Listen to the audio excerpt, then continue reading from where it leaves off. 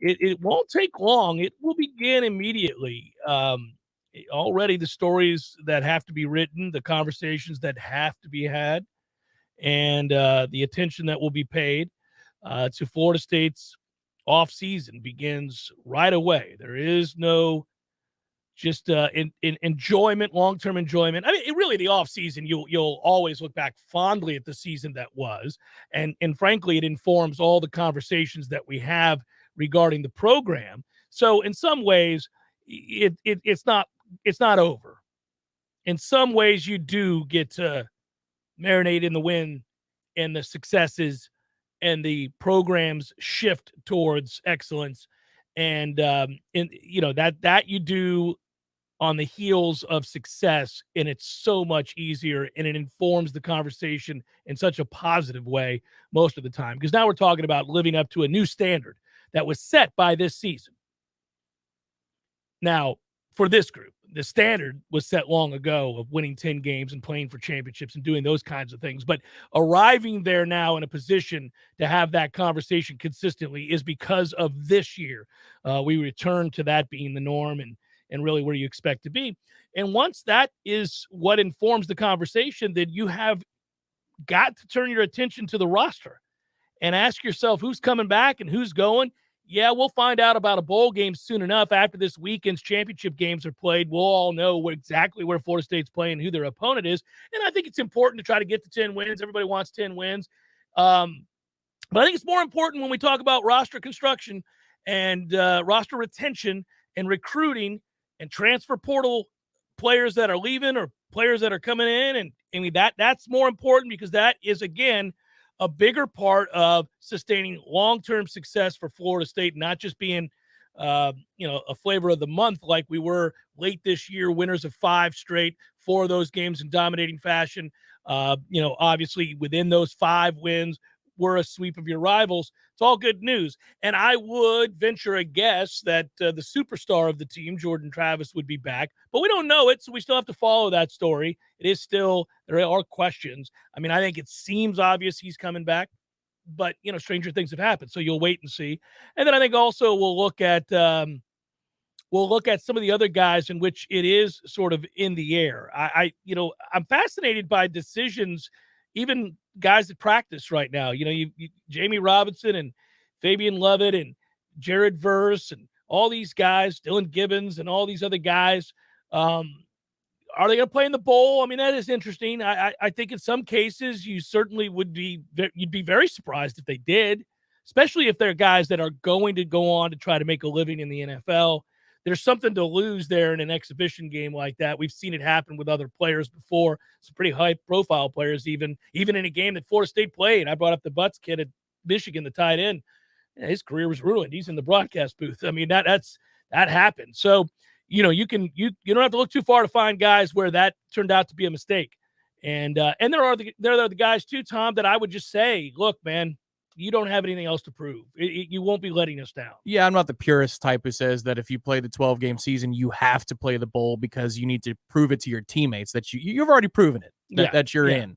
Yeah, if you're Jamie Robinson, what are you trying to do? I mean, like apparently play in the bowl game. I mean, cool. Thanks, man. I appreciate that, but he and Jared Verse committed to that today. And I wonder if part of holding practice, because we did not expect Mike Norvell to hold practice this week, and today and tomorrow they have 2 of them.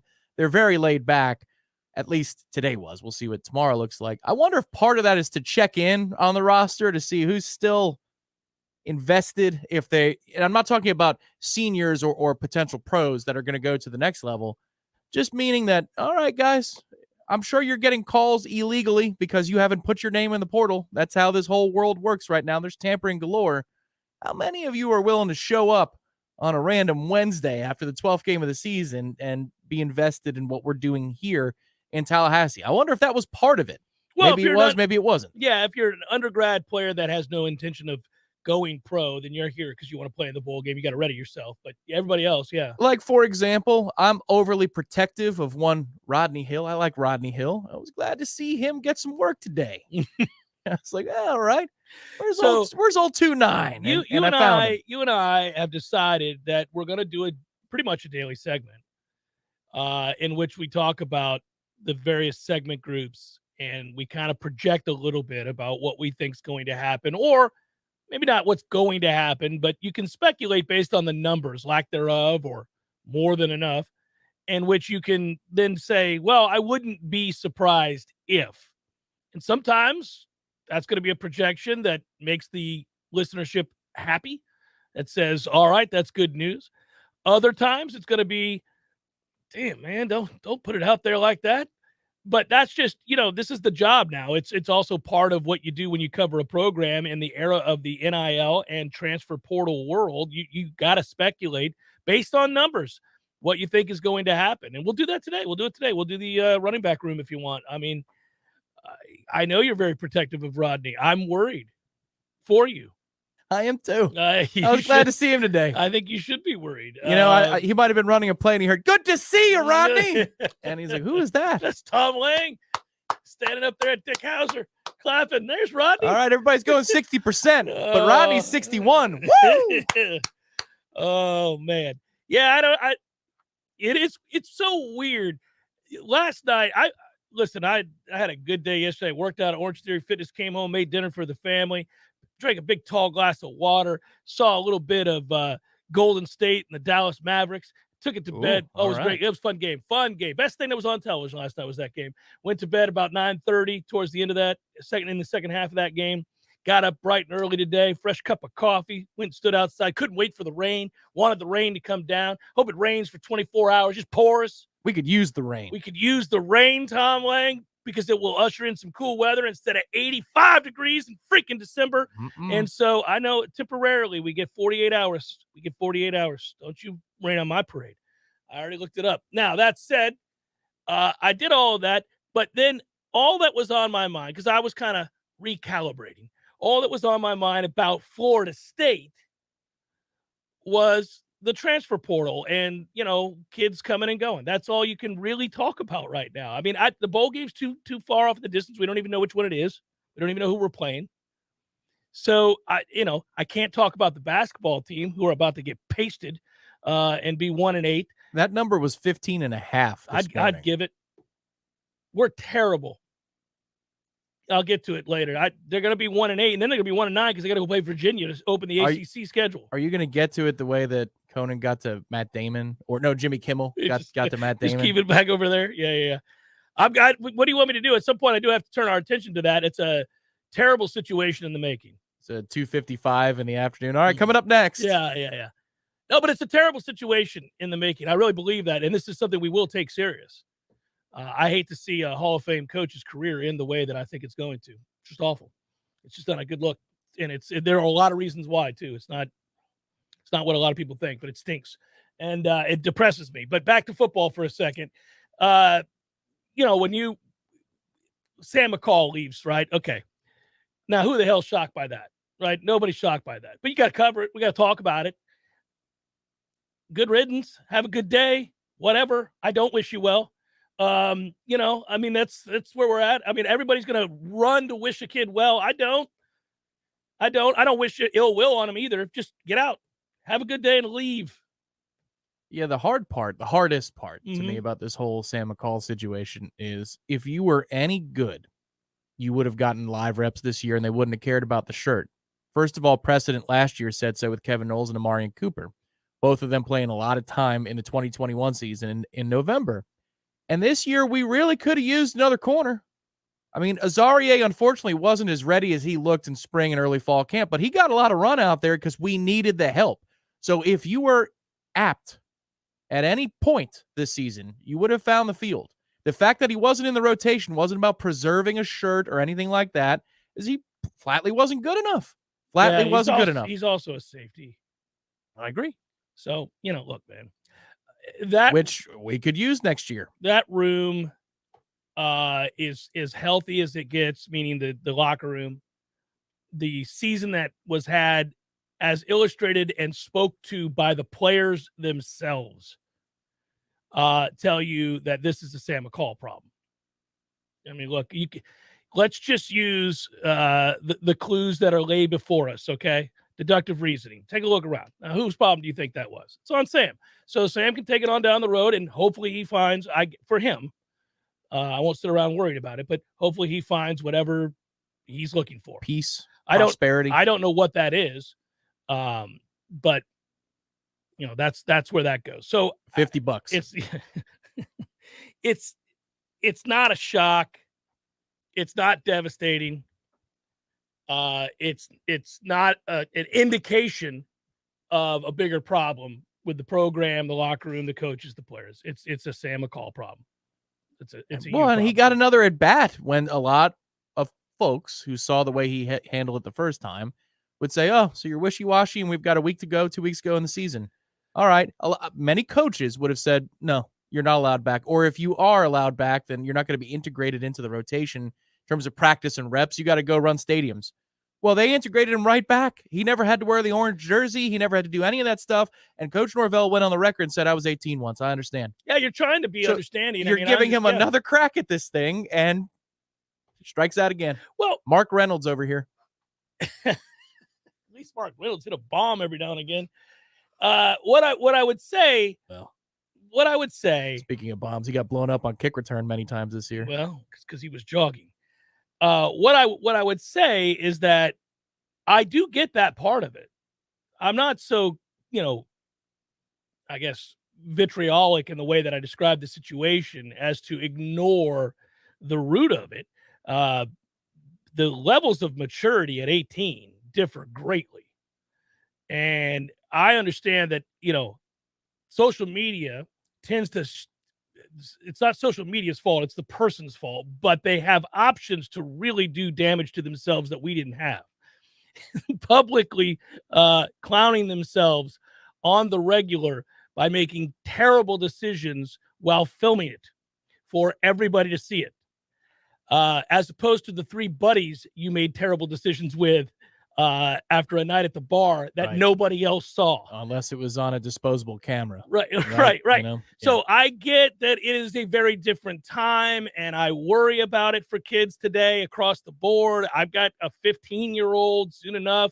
I'll be worried about him off at college and the kind of decisions that he makes and all of that.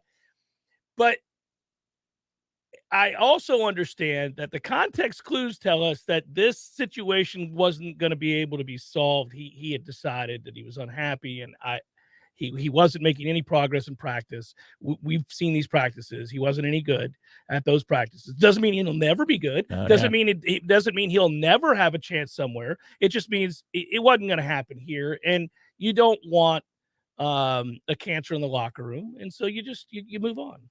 Yeah, the interesting thing was his best day was his first day back from being out there on social media saying he was wishy-washy, and it was like 2 PBUs, and one-on-ones, but there was never that period where you go utter dominance from Sam McCall. Well, no, that never happened.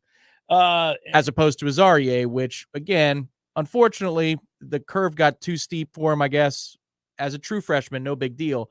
But early on, he had moments of dominance where you're like, that's gonna work, and we thought it was gonna work sooner than it did. At any rate, McCall, that never happened. So I guess at the end of the day, what we get to here is for Florida State, you got to go find a safety. I'm sure they wanted to try to make him a safety. I'm sure they were going to hope to transition in that way. But now, there's another spot on the roster. So we start getting into, I think, questions about where you need guys, where you have a lot of guys, and what is the quality level of those players. If you're going to get to where you take another step and win the conference, what has to happen? I think that's a fun, I think tomorrow when we go through this, Tom, I'm going to want to harp on, like I said, we'll be doing a transfer portal thing a day, just looking at the numbers, segment groups. To me, the whole thing in this is the defense. I'm looking at both the coaching staff and the players on defense. Those are the places they've got to get better. And it's open for debate. It's open for debate what you think you have, what you don't have. There's enough evidence. If you take opponents adjusted and look at it, Florida State's not even a top 50 defense. So there are a lot, opponents adjusted. It's not real good if you go through all this. It's a top 15, top 12 defense currently ranked at the end of the year. You believe they are? Not even close. Not even close. So that's the area that I would look closely at. I would take a good hard look at what my personnel is there, how quickly can I upgrade it, and do I need to make changes to my staff? Is it a personnel issue? Is it a staff issue? Is it both? There's a lot of weighty questions for a head coach to have to make decisions on.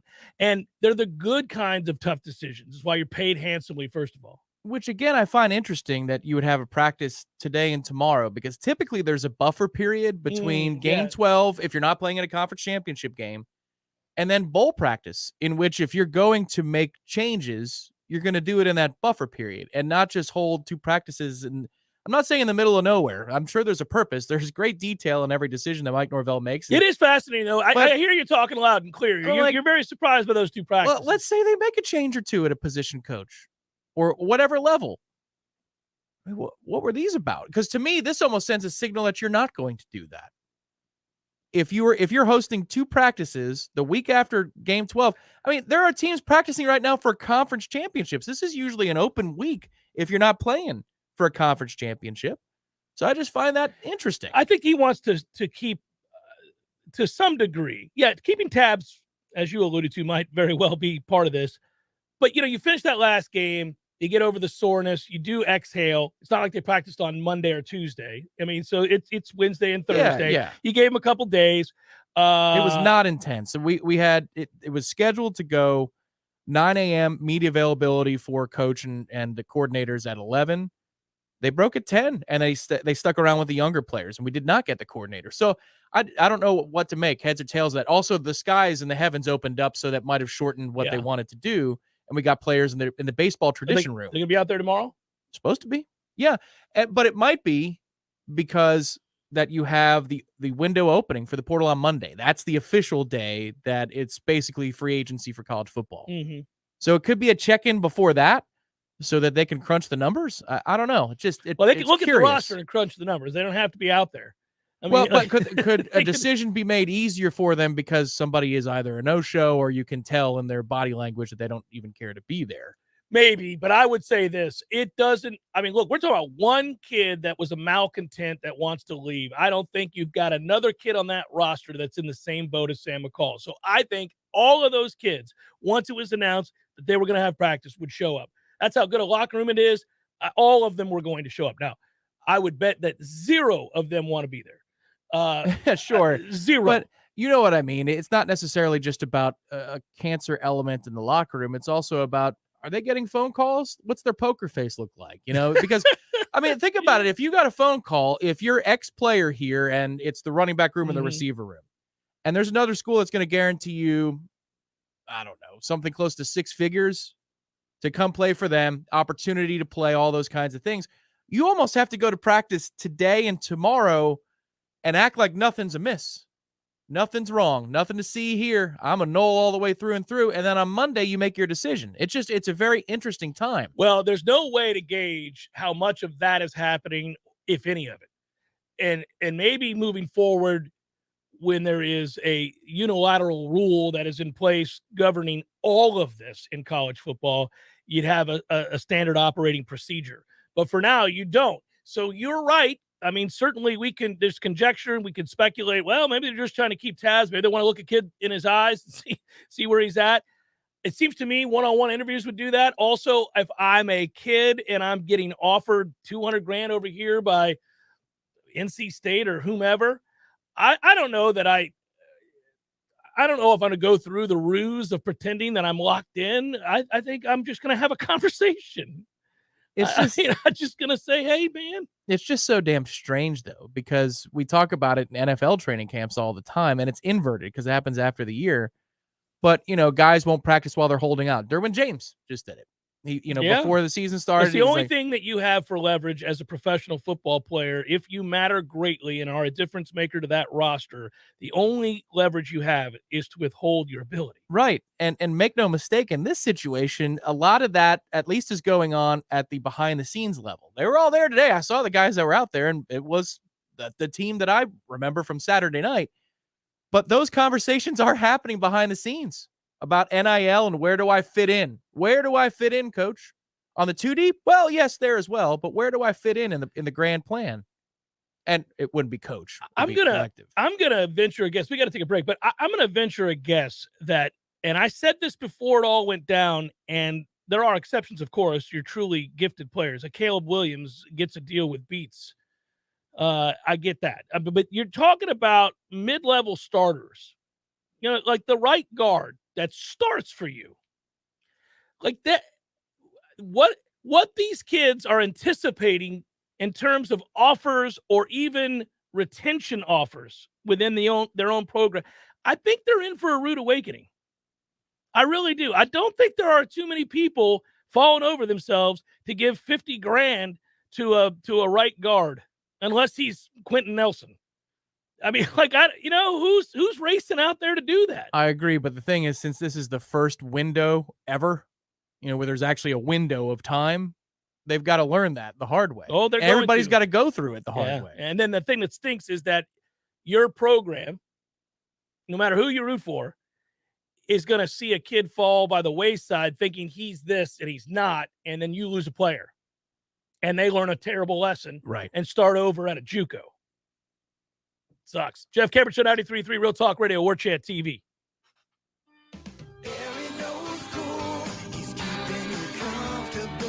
This is Kyle, Service Manager from Barano Heating and Air. Schedule an appointment from your mobile device to learn about our Total Comfort Service Program. With guaranteed same-day service, 15% off necessary repairs, and $25 berry books to use towards air filters and other products. Turn to the experts at Carrier and Barano Heating and Air. Any day, anytime, anywhere. Online at baranoac.com. Florida license CAC 1816-186. Hey, this is Greg Tish. Here's something you might know about me. I don't drink coffee. I have never had a cup of coffee in my life. Well, that is until now. So why change now? Well, it's because my dear friend at Grassroots Coffee reached out to me after hearing me say that and insisted that I give his product a try. I've been making a huge mistake. The world of coffee is fascinating. I always thought coffee is coffee, No, it's not. I have tried their coffee and it is fantastic. Now, I've got a fascination with learning more about the best coffee in our area. Grassroots Coffee is locally roasted, locally owned, and locally loved. You can find whole bean Grassroots Coffee on the local aisle at Publix, also in Whole Foods. But the best way to get this black gold is to order it online. They literally grind the fresh roasted beans to your preferred level, bag it, write the date on it by hand so you know the exact day your coffee was roasted. It doesn't get any more fresh than that. Order yours now. Just go to grassrootscoffee.com and choose the coffee you want and how you want it, and join me. Let's step up our coffee game together and also support a great local business. If you're hearing this right now and you or someone you know is active military, a veteran, police officer, firefighter, nurse, or a teacher, turn up the volume and listen to this. My friend Shannon with Legendary Home Loans has a hometown hero loan program designed to make a difference to those who make a difference. When it's time to buy a new home, he will waive all lender fees for all hometown heroes. That's a $1,600 value right out of the gate. Also, if you decide to use their preferred title company for their closing, you'll be saving another $600. That's $2,200 in discounts right off the top. That's like 20 tanks of gas in your car. And today, more than ever, it's important to save as much money as you can, wherever you can. So if you or someone you know is active military, veteran, police officer, firefighter, nurse, or a school teacher and looking to buy a new home, choose Shannon Young, Legendary Home Loans, and ask about their Hometown Heroes program. Call 844-FSU-LOAN or just visit FSUHomeLoans.com. That's FSUHomeLoans.com. Equal housing lender. NMLS number 2270146. And now, welcome back to A Penny for Our Thoughts, a unique spodcast presented by Pinch A Penny Pool, Patio, and Spas. On the line today to share some thoughts, this is our first caller, Barry Tired. Mr. Tired, what's on your mind? Penny for your thoughts today. Well, I'm thinking I might legally change my name soon because I don't identify anymore as being Barry Tired. Ever since I got my new hot tub from Pinch A Penny in Tallahassee, I've never slept better. After a long day, I just melt into another place and it takes all my stress away. I sleep like a rock. and wake up refreshed. I'm thinking I might actually change my name to Barry Happy. What are your thoughts? Rich and compelling. We think everyone should run down to Pinch a Penny and take advantage of amazing prices on hot tubs right now. Over 12,000 square feet of hot tub heaven. We'll talk again next time on Penny for Your Thoughts, a Pinch a Penny pool, patio, and spa podcast. Visit Pinch a Penny on Greer Street today to see their huge collection of over 50 hot tubs on site. Merry Christmas to you. Hello, I'm Brian Cerny, inviting you to join me for a special broadcast from 3 to 5. Tallahassee Talks with Brian Cerny, Thanksgiving special. We've got a great lineup for you with Sue Semmerow, Tom Flanagan, Wayne Hooks, Valerie Schoon, people who in our community, well, they help remind us that we all have a lot to be thankful for. So don't miss it, 3 to 5, right here on 93.3 Real Talk in Tallahassee. Cameron Show brought to you by Orange Theory Fitness. 2 Tallahassee locations, Midtown on Thomasville Road and Northside in the Village Common Shopping Center. Online at orangetheoryfitness.com.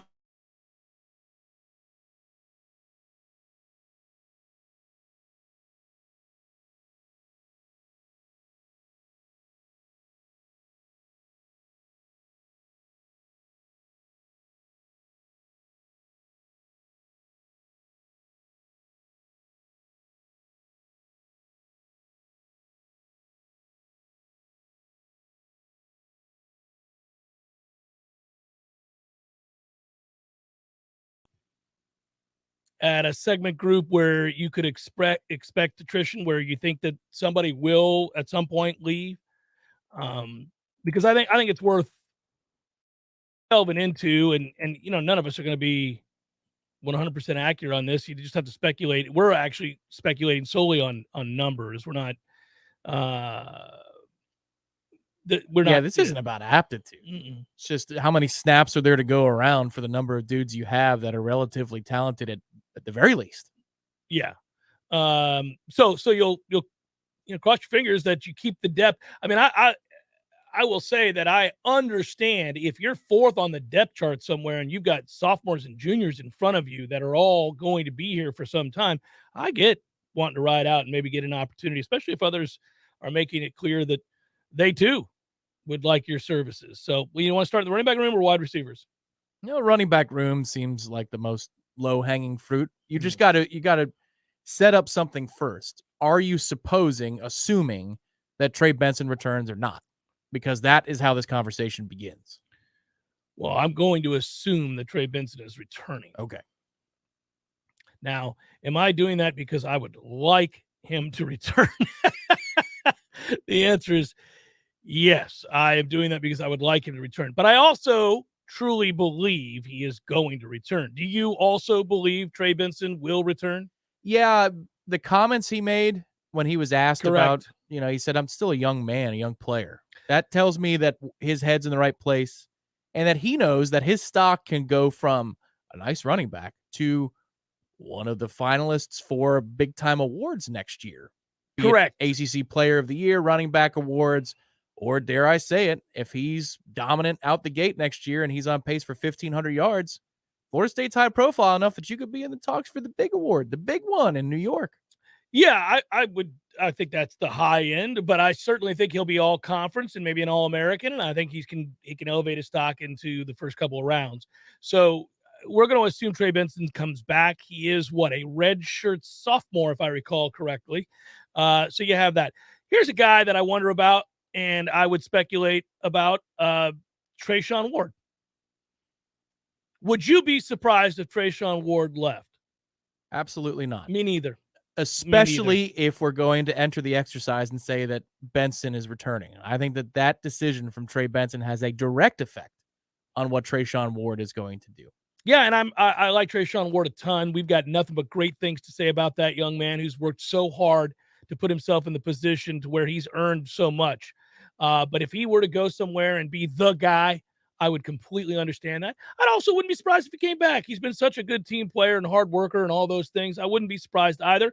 We don't know. Tom and I don't know. But I wouldn't be surprised if Trayshawn Ward were to leave. Yeah, I don't know either, but I just don't know where the place is for him, considering you've got guys coming up through the ranks. It's a squeeze. You've got to squeeze at this position. And it's so strange because I couldn't envision having this conversation about Trayshawn Ward on, say, October 1st or even October 15th. It wasn't until the back half of the season and post Ward's injury that Benson took the mantle. He had one good half on the road against Louisville, and that was it. Otherwise, Trayshawn Ward was your best running back. Yeah. And then he gets hurt, and then Benson turns into this other thing, and now here we are.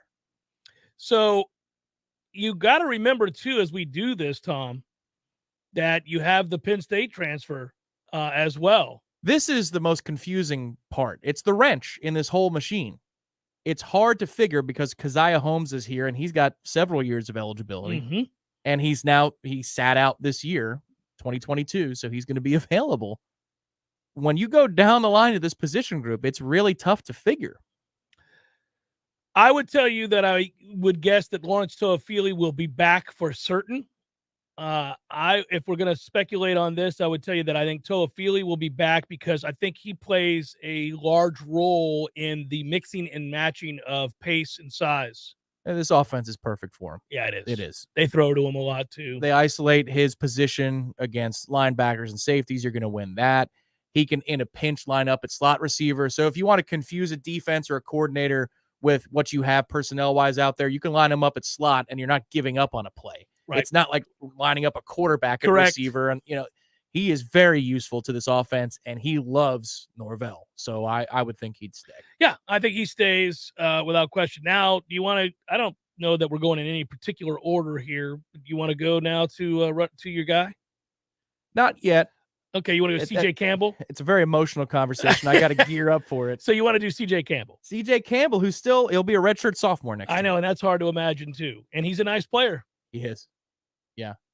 I think much like the Trey Benson, Trayshawn Ward decision, they're tied to each other. I think Rodney Hill and C.J. Campbell are tied to one another here. One stays, one goes. I think if Rodney stays, if you're C.J., I mean, they went out and recruited over you. Well, but it's their job to always recruit over you. Oh, I'm not arguing against what Florida State's doing. Yeah. I'm just saying from his perspective, it's nice that he came back to full health in such a quick period of time, was able to score and touchdowns. they utilized him. Yes. Yeah. Had a couple of good plays today that I saw. Well, it's a nothing practice, but okay. But he's engaged. He may be really engaged in a bowl game. Yeah. So that is fascinating to think about. I think CJ stays. I'm worried about your guy, Rodney. Yeah, me too. I think Rodney may be taking it on down the road. I hope not. I hope not, too. I like him. He's a fun little player. I won't lose sleep. Fun little player, he says. This dude is explosive in the short Come area. on, man. You haven't seen Keziah Holmes. No, I haven't, but I have seen Rodney Hill. But you've also seen Lawrence Toafili. You can do all the things Rodney Hill does. No, he cannot. Oh, my goodness. Dudes will not bounce off of Lawrence Toafili. They weigh off of Rodney Hill. People bouncing off 185 It's going to happen. He's got the Rodney density. Hill. He's got the density to him. He's going to grow into something. 5'7" or whatever the hell he is. No, he's closer to 6 foot. Sir, he is not. If we lose Rodney Hill, it's not the end of the day. It's going to be okay. I don't want to lose Rodney Hill, and I know he's near and dear to your heart. It's an exercise we're playing here. Mm-hmm. I think C.J. Campbell and Lawrence Toafili and Trey Benson, and to some degree, Keziah Holmes are going to make up the core of that running back room next year. This is like when the fellas get together after a pickup game and argue over who's better. Everybody's having fun with each other, and sometimes you go together as a group and you play a pickup game against strangers, right? And you're all for one, yeah, all for one. Mm-hmm. But then when it's time to rank who gets to be picked where and who gets the court time when you play together as a group of 7 or 8 rather than breaking up 4-on-4, then it gets testy. Because while I love me some Lawrence Toafili, and I argue, but you certainly like him more than I do. Sure, I do. Yeah. Rodney Hill is a better Lawrence Toafili. Oh, that's not true. That's just not true. We have not enough evidence to suggest that's true at all. Well, of course we don't. He's a true freshman. Toafili has done it in games, and even I'm critical of Toafili, so you know where I'm going to go on Rodney Hill. I like Rodney Hill, but this is a very crowded room. Maybe he stays because he's so young. He's got time. He seems to like it here. They did give him time, so maybe they all stay. They're protecting his shirt this year. That was the issue. Otherwise, he would have gotten a little bit more. What happens if Cedric Baxter commits? Now we've got a real problem on our hands, Well, everybody. then Now we're going to have to let some kids go. you can We're going to have to actually encourage the Rodney Hills of the world to take it on down the road is what we're going to have to do. you would throw a different kind of party because that means that we have so much discretionary income that we would go poach a 5-star at a position we don't need to spend money on. That would be the talking point there is, wow, we've got the kind of money that we can go for luxury items rather than core things that we need to shop for here. No, it's a good problem to have. I think there's a couple position groups that when we do this exercise, you're like, well, this is a good problem to have. I think we're going to have the same conversation. Shockingly, we're going to have this same conversation when we do it with wide receivers. Yeah. Because that is shocking. It's year over stunning, year. Right. Year over year. Because Portier is already worlds better than he was. We know Malik McClain has it in him. Obviously, Malik in the last month of the season made at minimum one standout play a game. That's correct. And so you're starting to see, like, I don't want to lose those two guys. I would have said take it on down the road before the season, but now I'm like, oh, no. I like where they're headed because they're big receivers too, and they block. And that's a big part of what we do. Right. And then you've got Johnny, you got Micah, obviously, but you're bringing Winston right back. Even I have to admit that the receiver one's going to be a fun discussion now that I'm thinking about it out loud. There are a lot of guys there, and we're bringing in a superstar wide receiver who could play right away. Now, it's always hard to project. A couple of good receivers, but Hakeem. But one is a physical freak. So that's a loaded room too.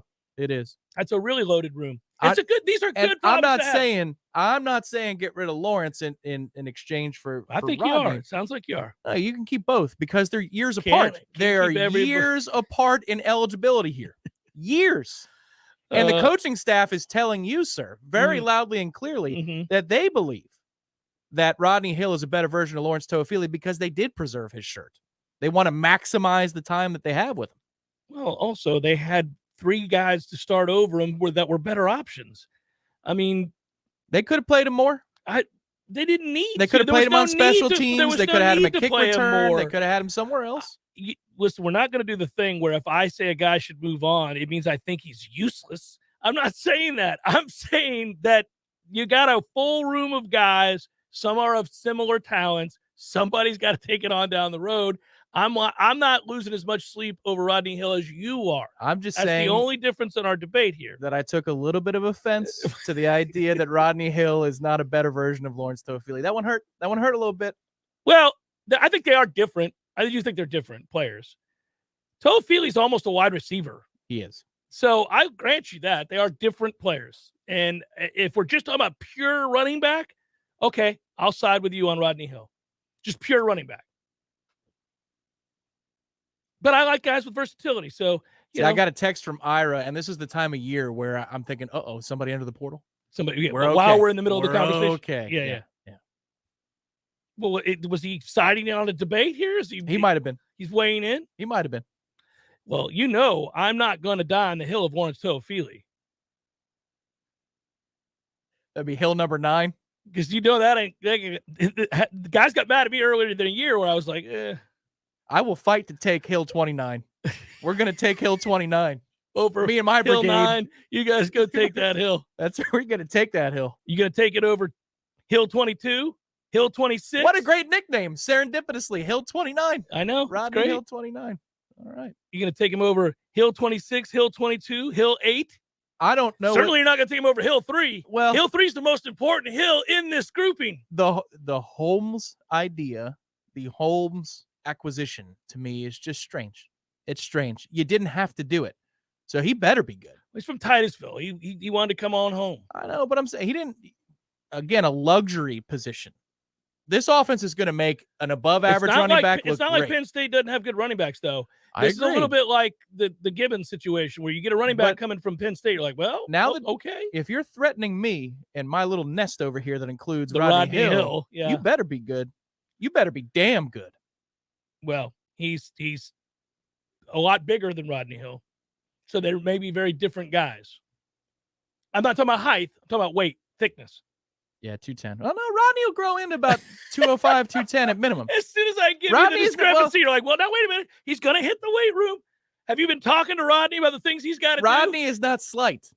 No, I'm saying he's not going to get much bigger, Tom. He's already dense. Rodney You Hill, don't think he's going to get much bigger? Okay. He's already jacked. You can get that man density to go along with it. 3 years from now, after we've watched Baxter run for 1,500 yards. I am hoping that the coaching staff has half a thorough conversation about this room as we do. It's a good conversation. It's a much better conversation than we could have had in years past. You know what's a fun conversation? You and I doing this with the tight end room. Because in the tight end, let me tell you why. Because in the tight end room, I'm going to go like this. He can leave, he can leave, he can leave, he can leave, he can leave, he can leave, he can leave, he can leave, he'll stay, he needs to stay. That's the end of it. Did you hear all those he can leaves? That's depressing. First of all, it's depressing how many tight ends we have. Of that group, the vast majority of them can't play. So you've got a he needs to stay and a he can, yeah, okay, we'll see what you become. I may even flip one of them to another side of the ball. I got a guy that I want to flip to a linebacker. You know what? This is not a standalone idea. You want to just do tight end stuff right now? It's going to hurt people's feelings. It already has. That whole tight end room is listening to the show live as we speak. Listen, they know their heads went down. They know. They went, oh. They know. All of them know. I need you to stay, Marcus and Douglas. I like you a lot. Mm-hmm. Brian Courtney, I'm going to move you to linebacker. What? He's a linebacker waiting to happen. Look at him. 6'3", 230, can move. He's a linebacker waiting to happen. He's got really good hands to be a linebacker. He's not big enough right now. He's not blocking anybody out there, Tom. So then how's he going to tackle anybody? No, he can easily tackle. He's not trying to move. You could be a 230-pound linebacker and come up and tackle all day long. You're just not blocking big-ass defensive ends or tackles. You're just not blocking them if you're a tight end. Back. Well, he's on safeties and such. It's a fun discussion. Jackson West, my man, never materialized into anything. That was unfortunate. That still pisses me off. He was hurt all year. Always. Steady. Jeff Cameron Show, 93.3 Real Talk Radio, Warchant TV. Your local news now. On September 5th, 2021, the sheriff's office said it received a request from the Thomas County Coroner's Office to investigate a possible poisoning death. And they announced Tuesday that they arrested Torrey Federick, whose maiden last name is Robinson, in relation to the death investigation. The sheriff's office said it, along with the Thomasville office of the Georgia Bureau of Investigation, jointly conducted a 14-month investigation into the death of Torrey's husband, Bill Federick. A shooting early Tuesday morning outside a downtown club injured a man after officials say the gunfire stemmed from an altercation. The Tallahassee Police Department confirmed the shooting happened near the Warehouse Club on West College Avenue around 1:30 a.m. The man was shot in the arm, is expected to survive. The incident is still under investigation and no arrests have been made. This is Rachel Lene with your Real Talk 93.3 local news update, brought to you by Macklemore Systems, Tallahassee's go-to Mac store. Check them out online at MacklemoreSystems.com. This is meteorologist Paul Trombley with your Real Talk 93.3 weather update. Isolated thunderstorms likely this afternoon, otherwise overcast skies. High temperatures reach up to 76, northwest winds 5 to 10 miles per hour. Lows around 42 tonight, clear skies. Ample sunshine expected tomorrow, 67. Mid-70s Friday, upper 70s Saturday. This report is brought to you by the Lawn Johns. For all your landscaping and lawn care needs, visit thelawnjohns.com. Right now, 66. Physical stress on our bodies can take its toll as the years go by. Whether you're looking to get back into an old sport or just want to spend more time outdoors to explore all life has to offer in our beautiful city, the dedicated team at TOC is here for you every step of the way. You can trust TOC for all your orthopedic needs. And now, scheduling an appointment has never been easier. Just visit teamtoc.com and click schedule online. That's teamtoc.com. Hey, what's happening, Jeff? It is always good to see you, Eddie. Had a long day, my man. I was thinking about it. Gordo's was the place to ease the pain, you know? You're frustrated with your job. You're aggravated. Life's beating you down. Maybe your wife's speaking. Got to get out the door. You know what? Here at Gordo's, man, we welcome everybody. Disgruntled wives, disgruntled husbands, kids running away from home. We'll even give that kid a job. Send them our way. Go make some money and eat delicious food at Gordo's. It's perfect. And have a damn good time doing it. Gordo's, bringing the flavor and flair of Cuban food to Tallahassee since 1996. Hello, I'm Brian Cerny, inviting you to join me for a special broadcast from 3 to 5. Tallahassee Talks with Brian Cerny, Thanksgiving special. We've got a great lineup for you with Sue Semmerow, Tom Flanagan, Wayne Hooks, Valerie Schoon, people who in our community, well, they help remind us that we all have a lot to be thankful for. So don't miss it, 3 to 5, right here on 93.3 Real Talk in Tallahassee.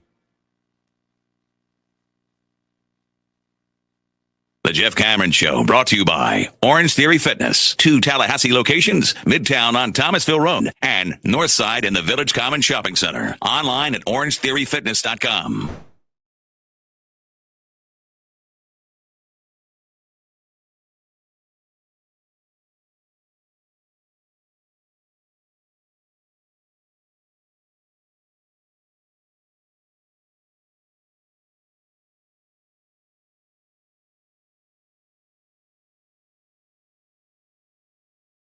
We're flabbergasted. We're shocked by how many defensive tackles Florida State just brought in. That's the discussion I want to have. What are we doing? Why do we have 17 defensive tackles on the – that's the conversation I want to have because they need them. They're and linebacker. I don't think as much of the defensive tackle room as you do. I know that for a fact because we've had these discussions. Maybe not contentiously, but I think they've got guys. I don't think they have stars. And I think to be great on defense, you got to have some stars there. And they don't have any. Now, a defensive tackle, maybe a little bit different at defensive end. You may have a rising star to be, maybe. But you don't have a dominant defensive tackle on this roster.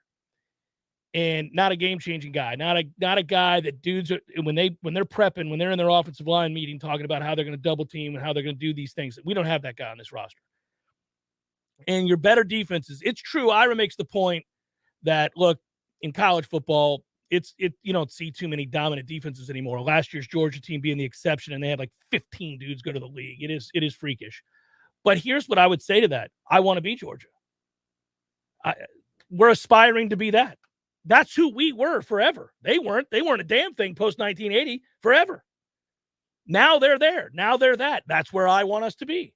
So it's not a bad thing to cite the very best and say, well, yeah, that's Georgia, Jeff. Yes, that's where we're trying to go. Yes, it is. I want to be there. I want to look at a roster where I go, man, what an abundance of riches.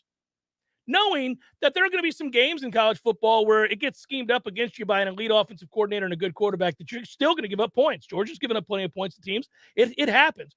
But I think that you want the kind of consistency, depth of talent that you give yourself the best possible chance to succeed more consistently, game to game, week to week, no matter who you're playing, with that kind of talented depth that you see at the elite defensive schools. And we don't have it right now. We don't have a game changer at corner.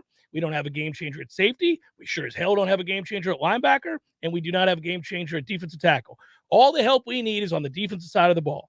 I think you can get better on the offensive line, but we think we have some good young players on the come up. We actually think they're going to bring in another offensive lineman as well. At least one. And Bless Harris is probably coming back, so he could, knock on wood, he can be healthy. So you can be all right there, but we have a running back room that you and I just got done documenting and talking about how deep it is to where it is almost laughable. Like we can pick and choose our favorites because there's like 7 dudes we like on that room. And we did the same thing at wide receiver. Now we may not have, we'll see if Hakeem Williams becomes that. We don't have the guy that the nation's going to turn to and go, who's that? Not yet, but maybe that's coming. And we do have an all-conference, very, very good college quarterback. So we're good there.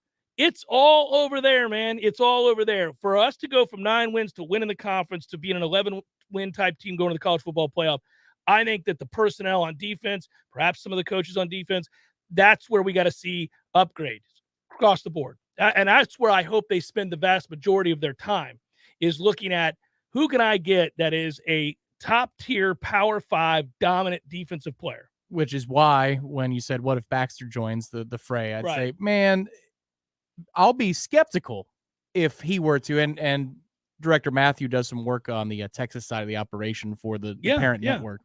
And it sounds as though that's all shut down. And I say, good, because I don't want to waste 1 second of our precious time chasing a luxury item. Yeah, I don't want to spend $1 on that dude because unless somebody, a billionaire, died and said, you know what, I always like Florida State, give him $500 million. Unless that happened, what? Nobody's dead? Nobody's dead. Okay. They're going to be all right, man. We need to have a ridiculous budget to go after that item.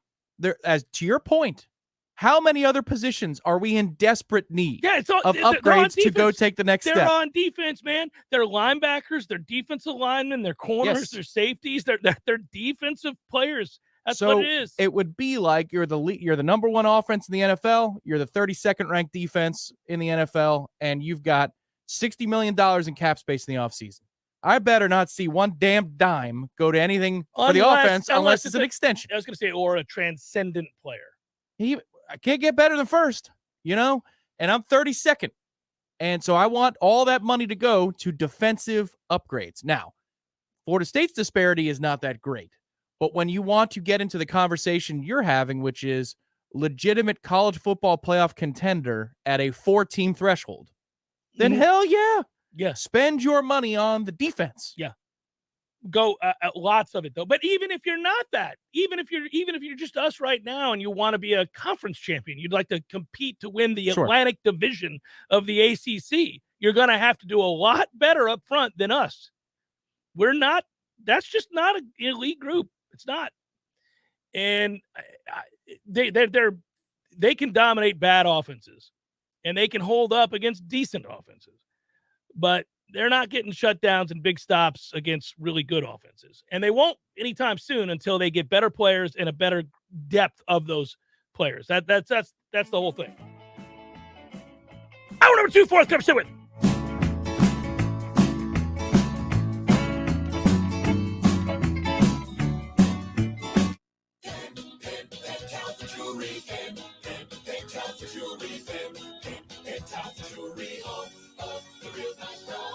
Hey man, have you heard the sound? The Talford Jewelry's the best in town. Rings, diamonds, earrings, bracelets, and more. Penn Talford Jewelry Store.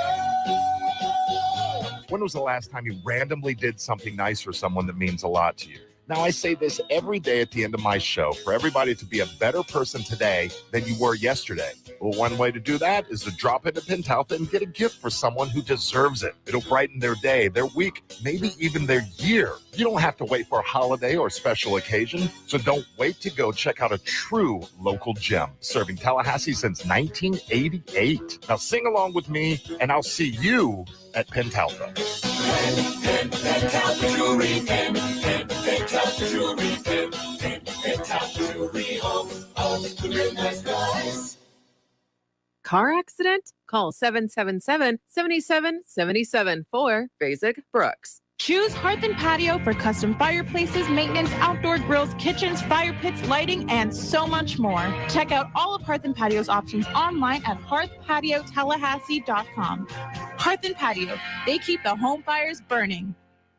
Hey, no fans, our partner ISF Inc. is a national management and IT consulting firm located right here in Tallahassee, Florida, solving the future for state governments through strategy, process, and technology. As a trusted advisor for state governments, ISF knows the importance of defining a clear and detailed strategy. Our friends at ISF can help your organization create a strategy that sets you on a path to success. ISF, your vision plus our expertise brings your brilliant ideas to life. Visit ISF.com to learn more. ISF, solving the future. Let me tell you what T-Spark stands for. It stands for strength, commitment, teamwork, and heart. We don't ever quit until we've got nothing left to give. Our team is unstoppable. Want a guaranteed win? Call T-Spark Enterprises for your next roofing or construction project. We conquer all peaks. TSparkConstruction.com. License number CCC 1331204. There's fun to be had every night at the Corner Pocket. Take home prizes on Trivia Tuesdays and Beer Bingo Thursdays. And kickstart your weekend with Martini Fridays. Plus happy hour runs every weekday and game day specials every time the Noles take the field. Watch all the best games at the Corner Pocket's Vegas wall, featuring 560 inches of flat screen TV heaven. Oh, really? The best food, the best drinks, and the best place to watch all the games. Tallahassee loves the Corner Pocket. Coming up next, more of the Jeff Cameron Show. Live and local on Real Talk 93.3. WVFT, Gretna, Tallahassee. I'm John Scott. Congress has moved urgently to head off the looming U.S. rail strike. The House has passed a bill that would bind companies and workers to a proposed settlement reached in September that failed to gain the support of all 12 unions involved. That bill now goes to the Senate for consideration. Fewer jobs are available. Rita Foley has the latest numbers from the Labor Department. The number of open jobs dropped from September to October, but it's still a high number. 10.3 million job vacancies in October, down from 10.7 million. The number of people quitting their jobs also slipped in October to 4 million from 4.1 million. Now, what does all this mean? Well, it means employers still need workers, but slightly fewer of them. The Federal Reserve is closely watching all of this for signals about the strength of the job market. It's trying to slow hiring and slow the broader economy to cool inflation, but it's trying not to cause a recession as it does that. I'm Rita Foley. The U.S. economy grew at a 2.9% annual rate from July through September, despite high interest rates and chronic inflation. Last quarter's rise in the U.S. gross domestic product, or the economy's total output of goods and services, that followed 2 straight months, or quarters rather, of contraction. Also at townhall.com. That's the sound of a tornado siren amid heavy rain in Jackson, Mississippi. There were reports of tornado damage overnight in Mississippi and Alabama. 2 deaths have been reported. More than 50,000 people without power. More severe weather today in southern Mississippi, Alabama, Georgia, and Florida Panhandle. More at townhall.com. Hi, I'm Al Abaroa, founder of Knight Strategic Wealth. Inflation is a problem, markets are volatile, and the risk of running out of money in retirement is real. That's why I love annuities, and you should too. Your financial advisor doesn't want you to know that with our annuity strategy, when the stock market goes up, you earn a market-linked return that locks in every year, and when the stock market goes down, your annuity won't lose a dime. There are no unnecessary fees, and it works for your investments, money at a brokerage firm, or even money at a bank. It's simple, it's safe, and you should only invest if you learn the facts. And that's why savvy investors work with us. Want to learn more? Text FREE to 833-898-0500, and we'll send our retirement readiness kit directly to your phone right now. If you want to use safe, low-fee annuities to build a retirement portfolio that will go up with the market and never lose money, get our retirement readiness kit today and see how this strategy can help secure your future. Text FREE to 833-898-0500. Text FREE to 833-898-0500. Now go call Seminole Glass. They'll get on the road and get it done fast. Your local family-owned glass company, serving the Big Bend for over 15 years. At Seminole Auto Glass, we care about your safety. Insurance will send you wherever it benefits them, not the quality of service. There's a difference in auto glass companies. Trust your local auto glass experts. Seminole Auto Glass. They handle any kind of broken glass, and you know who they are. Better call Seminole. We all want more energy, more strength, more results. Well, welcome to Orange Theory Fitness as you take a step towards feeling more alive today. Backed by science, Orange Theory's heart rate monitored workout is scientifically designed to keep heart rates in a target zone, spiking metabolism and increasing energy. Orange Theory Fitness is a one-of-a-kind group personal training workout resulting in more energy, visible toning, and extra calorie burn for up to 36 hours. Experience a more vibrant life today with Orange Theory Fitness. To find out more, go to orangetheoryfitness.com.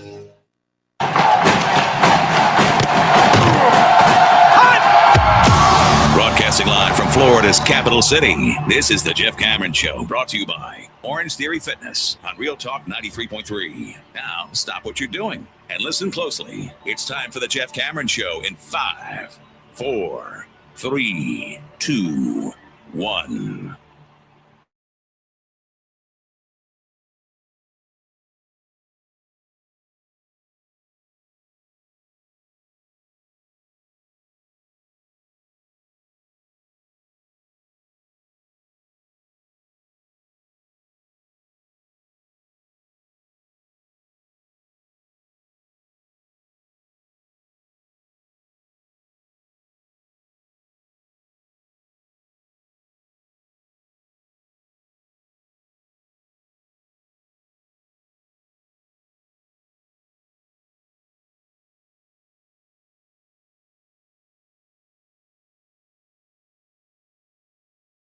lines on ESPN, which is kind of interesting. That's good, certainly PR for us, and that is Florida State All-ACC defensive end Jared Verse and All-ACC safety Jamie Robinson said they plan to play in the bowl game.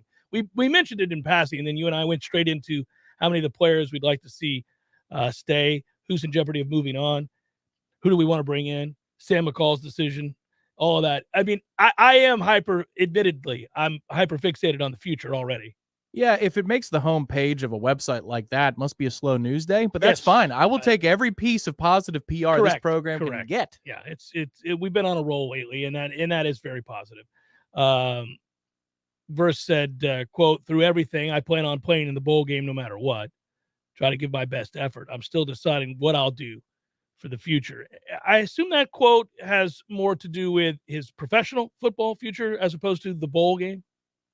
Yeah, I don't know. What is that? A clarion call to the collective saying, I could be had. I don't think the Florida film was that detrimental to his potential draft grade. I don't think it could be. There's too much good out there. I don't think it helped him.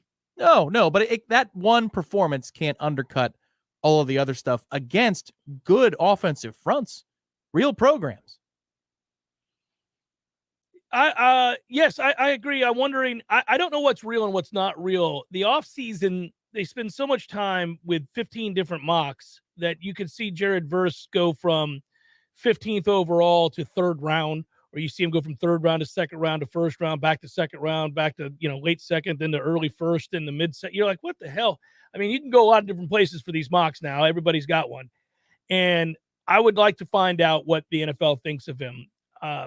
I know that I agree with you about his upside, and I like Jared Verse an awful lot. I do think he kind of got taught a lesson in the game against Florida, and that's a kid that's going to go to the league, the Florida tackle is.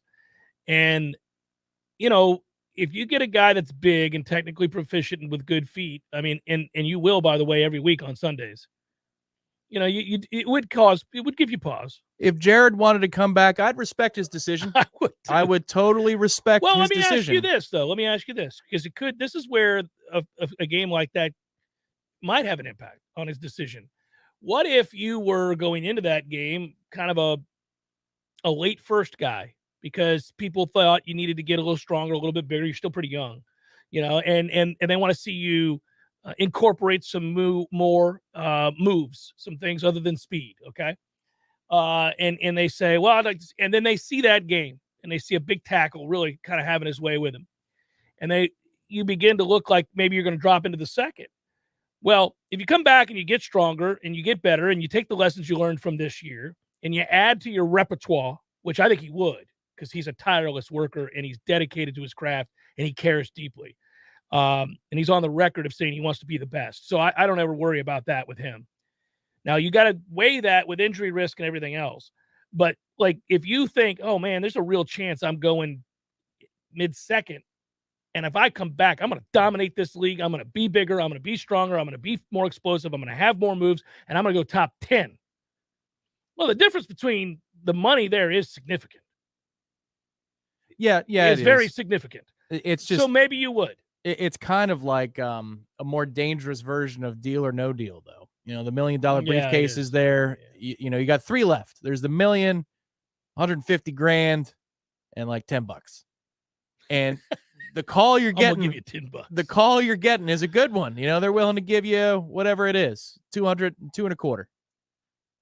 I don't know. Yeah, he just got hurt this year. It's life-changing money. And you just got hurt this year. I mean, there's always a risk in football, but would you rather do it with a lot more professional money or a nice chunk of change for an NIL deal with an eye towards going big? It's tough. I wonder, too, in this day and age, and maybe an insurance person out there can tell us. Yeah, I don't know how it works. These contracts that the kids used to sign in college, guarding against a first-round grade if they came back another year. I'm sure Clemson had a lot of these deals signed, given that they had first-round top 10 picks coming back to play for an extra season. Sure. Do those still happen in the NIL era? Because you can be paid by a collective to come back. Can you still be totally protected, insured, or is it, is there a reduction? Like there's a net I don't know cost. how it works at all, and I would be completely out of my league trying to guess that. But I don't know the answer to that. If you could tell me that I'm Jared Verse and you could give me a guaranteed $1 million, whatever it is for a top 30 pick in the draft, so maybe 20 to 30. Mhm.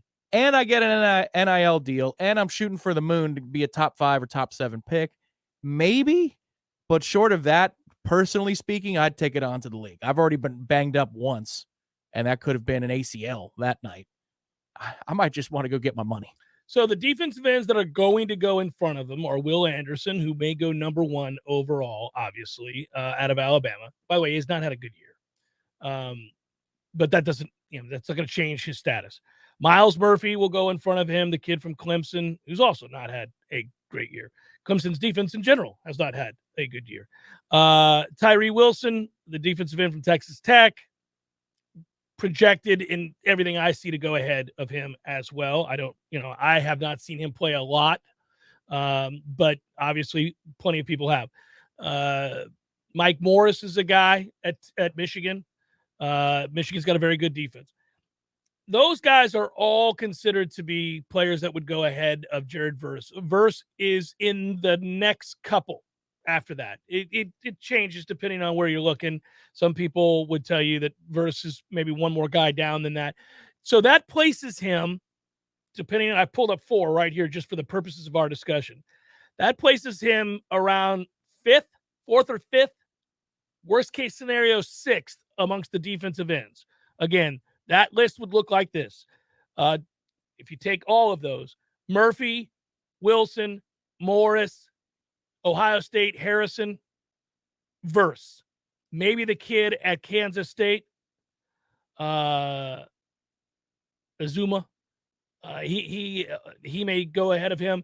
If that happens, he would fall into the second round. If it doesn't happen, he'd probably be one of the last picks of the first round. So that's all we're talking about here. It's close. It's very close. If you're a first round pick, I would always advise you to go. But it's just not so clear cut with him, is where we're at. And I think I'd still go. I think I'd still go even if I'm early second. But I don't know how he's wired in that way. And I think he thinks that he could be a top 10 pick. And I wouldn't doubt him because he is fierce competitor and tireless worker. Yeah, I thought before the Florida game, it's not even a conversation, and I still feel that way. The question is how much would the performance in the tape against Florida hurt him? Really drop him? I don't know. I think the body of work is plenty strong. But what's interesting to me is beyond commitment to team, he thinks enough of whatever happened in Florida to play another game. That's got to be part of the math. It doesn't have to be all the math. It doesn't have to be all about how do I help my draft stock. It can be about team as well. But it can't be just about I'm going to play for my team, because at some point you got to make a decision for you. And that's what this is all ultimately about. Yeah. But you're right. When you told me today that he was at practice and ready to go, I thought, well, that is intriguing. That was more than underclassmen who was there, who wasn't. We knew that we weren't going to see Sam. Right. I was looking to see in the veterans who's dressed. There were more than I expected. I thought this was going to be a practice in which you see a lot of reserves getting work. And I mean, your 2 starting guards for the observable portion of practice, Dylan Gibbons and Dimitri Emmanuel. I was like, really? Well, that's fascinating. Dylan Gibbons. That's interesting. Yeah. Gibbons is out there. Verse, Jamie Robinson, roaming free in the secondary. Big Coop. I mean, they weren't all hitting each other. I hope there wasn't a lot of contact today. It wasn't Oklahoma drills start to finish or anything like that. Nobody needs to be out here going nuts. I just found it interesting that all these guys were suited up. I would think that, at least in my mind, I had allowed for the possibility that those dudes would be in sweats coaching up the younger players. That's what I thought I'd see, not them actively in shoulder pads and helmets. So a couple guys on the chat that have been solid over the years have ventured in on this, and there were some things said in here that kind of suited where my head would go. Again, I don't know a thing about insurance other than what I pay for ours. But Briley writes, it's an insurance policy. There's a premium. You just got to pay it. Right. But the question is, does the premium go through the roof because now you have an income somewhere else coming in? Right. With NIL dollars. But the NIL compensation could be part of the package to pay for the premium. I would think it'd be part of the company's math. Yeah. It's like, you're not making nothing, man. So I could leverage you a little bit more. If you're going back, the collective's going to take care of you at least to 6 figures. It'll be fun.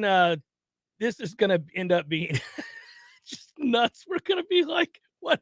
How do we keep control? Or I guess, who's the tax man? It's funny. I know that some fans with the NIL, their head swims and they're like, this is bad, bad, bad. That's what they see. They see NIL equals bad for college football. And in some ways, I get that because you can't just enjoy your success and have that be a predictor of future success. That's not true anymore because of NIL. Partly because of NIL.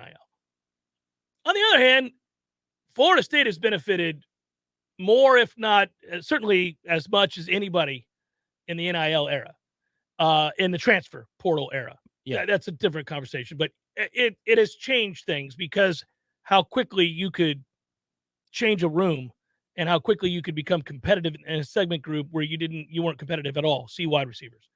So that has happened and it's benefited Florida State greatly. I in some ways I find it absolutely exciting to know, because think about what we were just talking about at the end of the first hour, and I was saying, and as I said it out loud, it almost upset me to realize. I was saying, man, they don't have a dominant player on the defensive line. They got some guys we like that we think will continue to develop, but there's no dominant Timmy Jernigan type player on that side of the ball right now. We know they don't have that at linebacker. All right, you got some guys, but there's nobody there that you think is going to come out there next year and dominate it at the position. And they don't have it at corner. I do think Thomas has a chance to be very good. Could be a really good corner before he leaves here. But I don't know that we would predict that necessarily right now. And then who else would you say that about? And you don't think it about a safety either. You've got guys you like, Shaheem Brown. Shaheem's got good instincts. Yeah, I like Shaheem a lot. But, you know, again, you're not looking around going, they've got a bunch of dominant players ready to take over for those that are departing. They don't have that right now. But they could. They could right now. And they could be bona fide. They could be people that you've seen dominate in Power 5 football. They could be a defensive tackle or a defensive end or a linebacker that was an all-everything in the Big Ten or, you know, the SEC. Or, you know, you have that possibility now to fill those holes with a plug-and-play, very productive player. And by the way, that ability for Florida State to do that, now that's true of all colleges. But isn't it more true of a place like Florida State that has now had success on the field to go along with all the successes they had prior in evaluation, roster fit, locker room fit, elevation of status, both at the next level and within big-time college football? They've done all those things, and they did all those things without wins. Now they got wins. And a more committed effort in NIL, we think, is being built. So now all of a sudden you have an opportunity based on proven success and a track record prior to the wins to go out and really take advantage of this new system. And so in many ways, for all the worries we have about a guy getting plucked here or there, I actually think this is something that favors Florida State greatly because they have a proven track record and a coaching staff that's done a good job and gotten out in front of it in ways that many schools haven't proven that they can.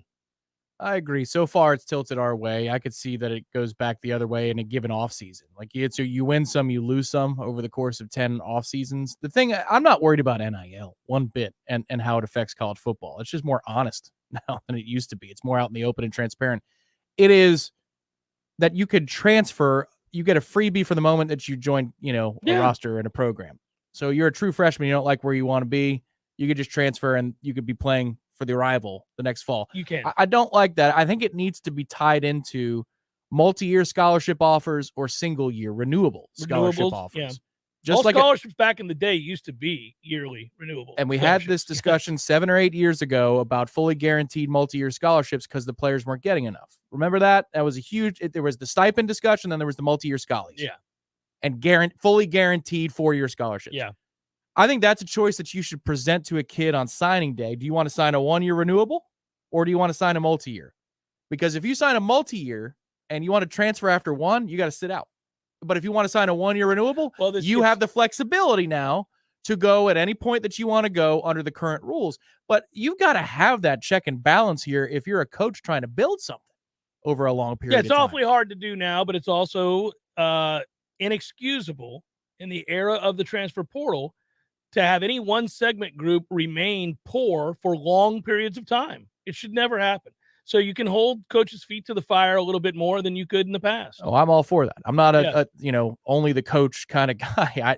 I lean player in most of these discussions, but that's a little too far. I think the pendulum has gone crazy to where a true freshman can say, nope, never mind. Same coach there, same position coach, the people who recruited him. There's no extenuating circumstance. And then they're gone without the penalty of having to sit out a year. I think that's nuts. Couple things here in the chat back to back that I was going to go there and I thought it was great. Brian writes, with all the potential money on the table to go pro, it must be a very difficult thing for a coach to counsel a player about leaving early without sounding too self-serving. And Mike Norvell has talked on this, and many coaches have. And that's important. He did today. I know he did. He did today. And he said, look, there are times where I'm going to give him advice against what's best for the program because it's what's best for the kid. But the one wrinkle he gave to the answer today I thought was really interesting was he said, I need to have all the facts before I have any talk with a kid. And so that could be about the draft grade. It could be about this nebulous thing called a collective that's out there that he can't actually have an interaction with. Right.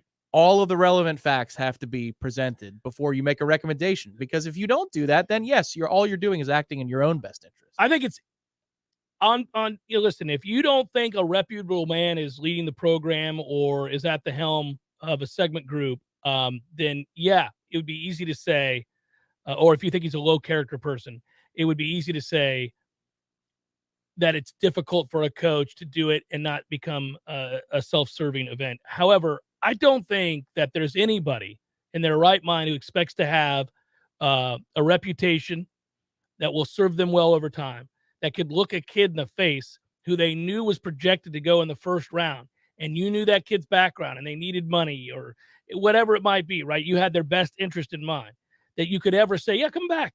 You would never do that. You would never do that because it's so obvious on its face. It's just so obvious. If the kid in the segment group you're coaching or you're the head coach is projected to go make millions of dollars at the professional level, which has been their whole dream the entire time they've played football, and you told them to come back for their senior season or junior, whatever it was, redshirt, you'd look like an idiot, and you'd lose all credibility with any future recruit. That would get out there quickly. Those guys, that's an insurance policy that coaches don't do that.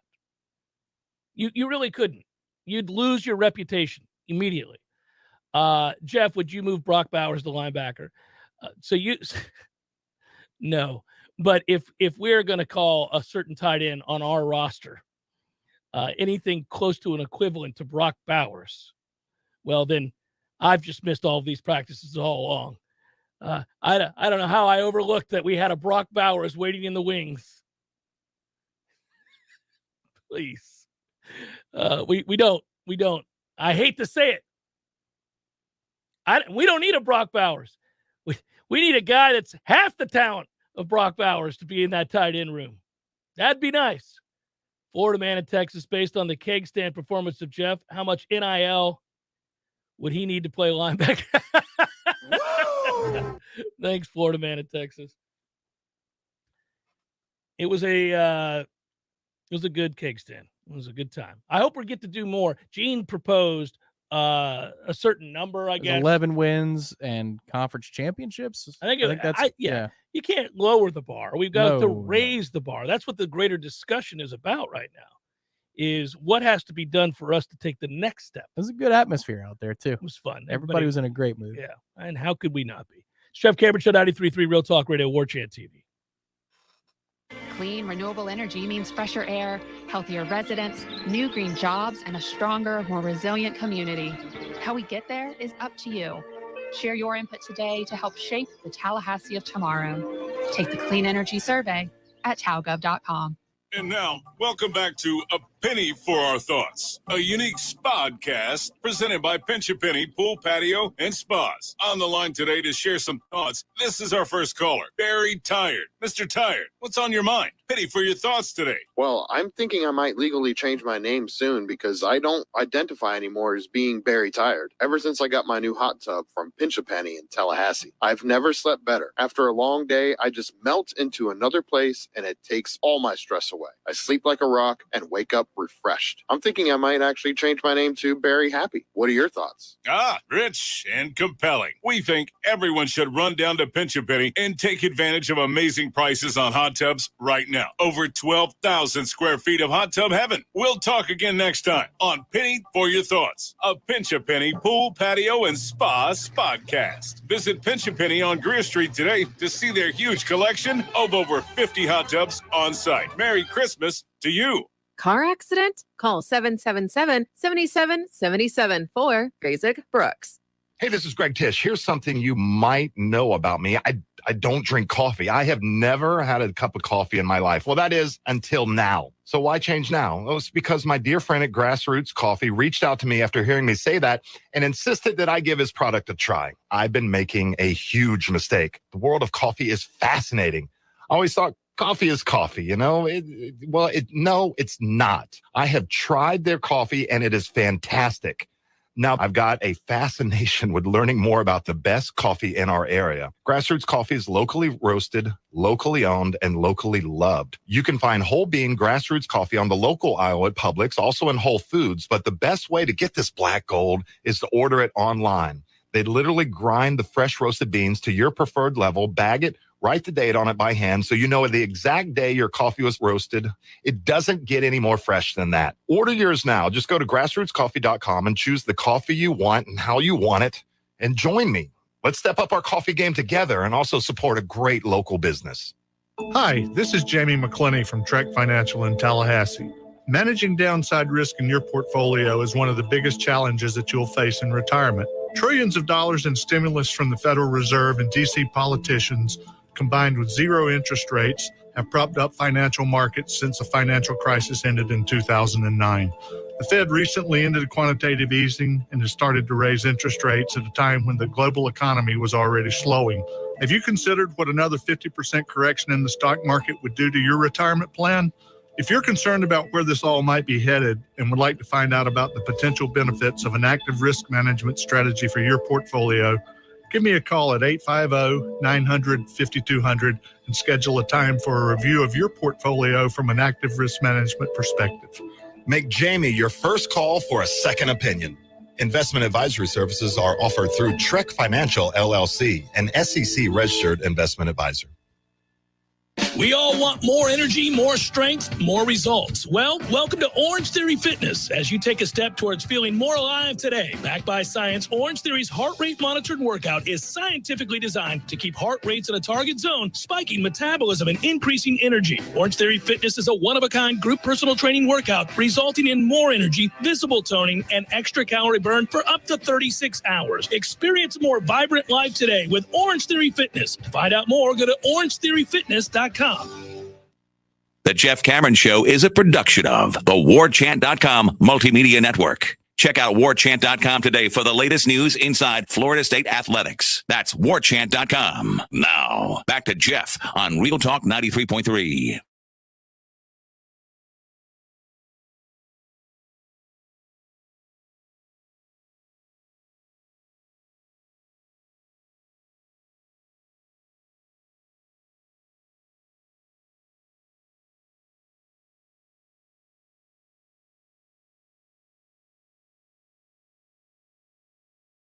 Or firefighter, nurse, or a teacher, turn up the volume. Listen to this. My friend Shannon with Legendary Home Loans has a hometown hero loan program designed to make a difference to those who make a difference in their communities. When it's time to buy a new home, he'll waive all lender fees for all hometown heroes. That's over $1,600 in value right there.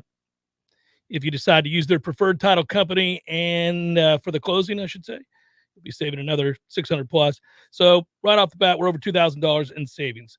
So if you or someone you know is active military, veteran, police officer, firefighter, nurse, school teacher, you name it, looking to buy a new home, choose Shannon Young with Legendary Home Loans and ask about their Hometown Heroes program. Call 844-FSU-LOAN. That's 844-FSU-LOAN. Visit FSUHomeLoans.com, FSUHomeLoans.com. Also, they contribute $500 towards Rising Spear with each one of these closings. So it's a good thing, too. Another reason Knowles, helping Knowles and all that good stuff. Yeah, I do think, getting back to the culture discussion, that's where it's important having these very weighty discussions about what a player should do with their future is an important part of the recruiting process, the sustaining of a culture in a locker room, the roster depth, all those things. It's all tied together because those kids talk. The ones who move on and the ones who stay, they all talk. They talk to kids that are considering, kids that are on the roster currently, kids that have tough decisions to make of their own, whether it's coming out of high school or once they're already here and making a decision about going pro or staying another year. You want there to be a through line of guys that have been counseled, mentored, aided in their endeavor to reach their dreams, and then have those kids turn around and say, I trust this staff implicitly, or I trust the head coach implicitly. So that when you have the end of the year meetings, or you have these year over year meetings of some kind, and that player that now has a tough decision on their hands goes to sit down across from the coach to ask some really weighty questions, he knows that the guy that sits across from him is somebody that he can believe in and trust and whose advice they're going to take seriously. That aids your program in the future. It's important that you build that because there's going to be a lot of turnover.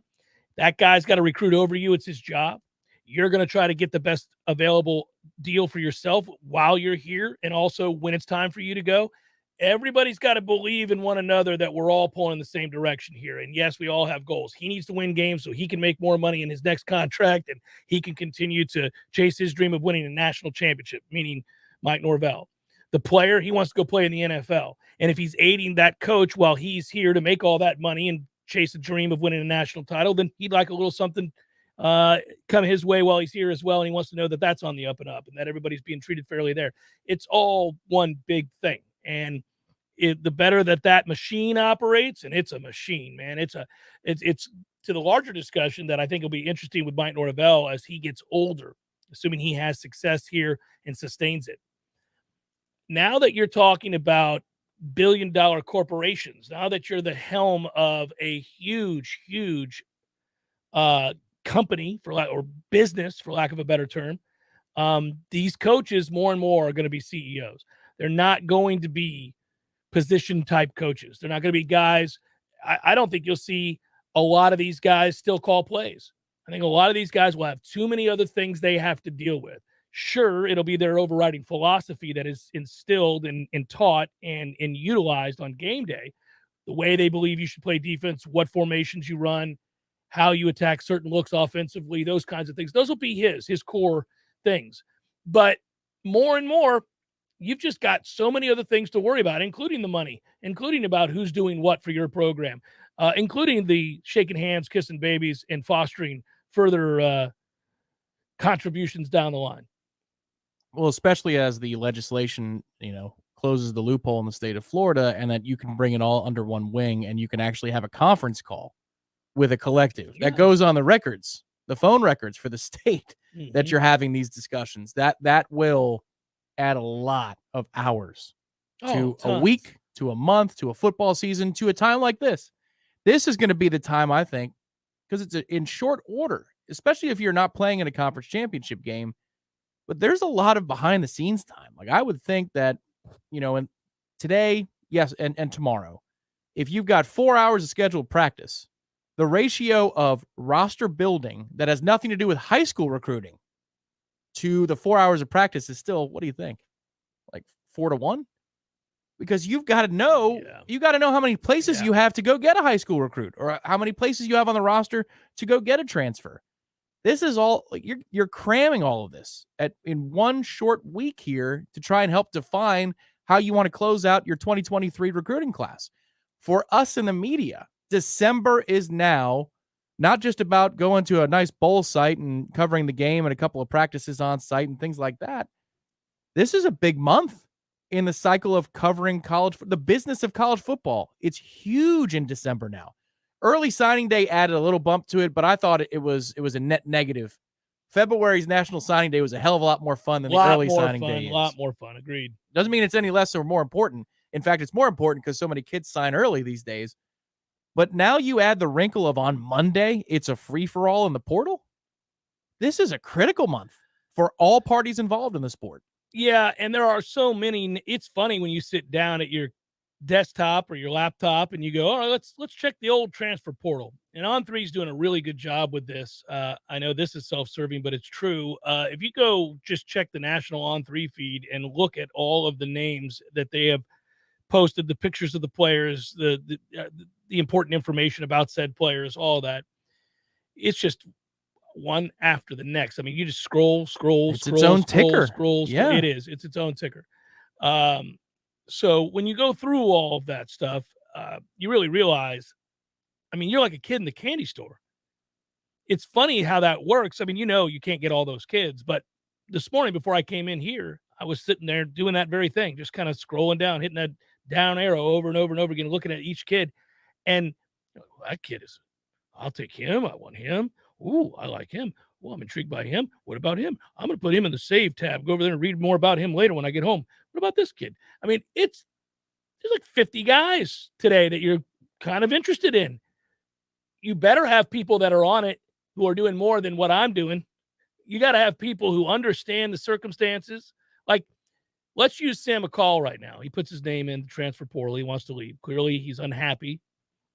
It's obvious from his social media posts and his Instagram live and all the other silliness. And you're a coach and you're like, well, that kid was a talent coming out. We wanted that kid. He's an elite talent. But boy, that Florida State locker room may have been the healthiest locker room in college football this year. It was a damn love fest. According to the kids themselves, they're the ones on record saying how much of a joy it is to play at Florida State and how much they love each other and how great it is that they're part of this turnaround.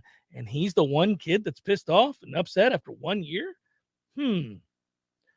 You'd have pause. You would have pause. Other guys would be like, well, listen, we don't have any talent on this roster, and I know he's talented. I don't care what he's mad about. We'll see if we can figure it out. He wants to play. He's going to play. He's going to play. Right. Yeah. So that's, but you have these discussions internally. What do we do? What do we do with a guy that his upside's great, but man, that's not a good look. I don't know what to do with that because we've got a good thing we're building here. That's the conversation that they had last year that begot this success. Is as a staff, when they added the receivers they did, the 4 of them, when they added Jared Verse and others, they had those conversations of, are they a good fit? Because if they aren't, we're going to win 7 or 8 games, and this is all going to blow up in our face. And it's all for nothing. It's all for nothing. Instead, just about all these transfers left an indelible mark on this season for the good. And they also fit into the locker room. They're not all going to be Jermaine Johnsons where they're going to be effusive in praise years after Jermaine's ridiculous in a good way. Like, you're not expecting that type of loyalty to the program. All you need are guys who fit in and guys who advance the mission and are not holding you back. But because they made those decisions in the portal to go get these specific players last year, you don't get to 9-3 without them. Period. You don't get to 9-3 without the guys that they brought in last year. And they weren't just about talent and combine skills. It was about fit. Well, when I asked the question to Mike Norvell about that very thing, he was very blunt and said that they never tell kids what they think those kids want to hear, but rather the way things are going to be and how they think that benefits them if they're willing to buy in and work. And I do think that's the best. It's not unlike the conversation we were just having about being honest, having integrity, and sitting down with a kid, even though it would benefit you greatly if that kid came back to your segment group or your team if you're the head coach. But you got to be able to honestly look a kid in the eye and tell them what you think is best for them. And if you do that and you're fair-minded and you obviously apply logic to the situation, then, kids can see through BS. They know immediately, even young, immature kids, a lot of them can see through BS. And I think that's in the transfer portal. I think it's applicable too. I think you sit down with a guy and you're like, look, I don't know that I can promise you playing time. I wouldn't be across from you talking to you. I wouldn't have sent out whatever notice I have to send out to let you know that I'm interested if I didn't think you could come in and play. I mean, we have a need. I'm reaching out to you for that reason, but that's beside the point. We know that. That's a given, right? That's part of this, why we're sitting here right now. What I am telling you is that I'm not guaranteeing you're starting next year, but if you come in here and work hard, I think there are opportunities for you. And boy, you are going to work really hard. We're all going to work really hard here. I've made things tough. I mean, boy, oh boy, every day we get up and do the same thing, and it's difficult, and that's important. Yeah, just look at, some of specific players and ask the question. Do you beat LSU without Jared Verse? Probably not. Probably not. Do you beat Louisville without Johnny Wilson? Probably not. Probably not. Do you beat Florida without Trey Benson? Definitely not. Yeah. I don't think so. Do you beat most of those teams without the right side of your offensive line that was all transfer laden? I mean, that's the power of this thing. But what if they were jerks? What if any one of these guys were jerks? What if Johnny ran to social media and when he has 3 targets in a game or two? You're not welcoming those things in.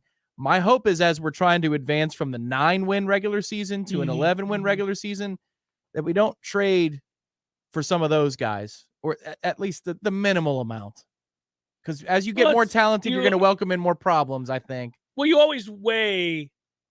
It's that scale. They used to do the sliding scale for GPA and talent and whether or not you could, athletic scholarship, getting into school or not and all that. You have this scale and you're like, oh, he's of the ilk of Randy Moss. I'm going to put up with some things. I'm going to go ahead and say, we'll take our chances. Or he's not. He's not even close to that. All right, let's weigh these things. Yeah. You better damn well be Randy Moss if we're going to deal with issues.